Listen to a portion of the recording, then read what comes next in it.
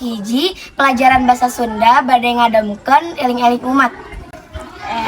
Eling-eling umat, umat eling-eling, tita berjamaah, kala cicing di imah, tita baca Quran, kala kan weaan, tita pengajian, kala kan YouTubean. Eling-eling umat, umat eling-eling, tita ka majlis talim, kala ka main game, kajen roe jumatan, kala kan nundutan, khotim ngadalil, kala kan ngadadir.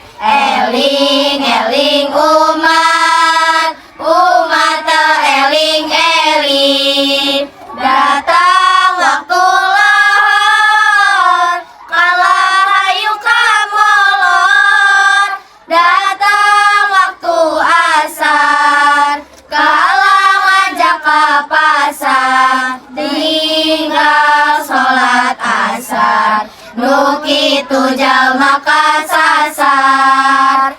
Eling-eling umat, umat eling-eling, datang waktu maghrib, kala anggukan ingkring, datang waktu isya, kala juga gaya, datang waktu subuh, kala hayu katunduh.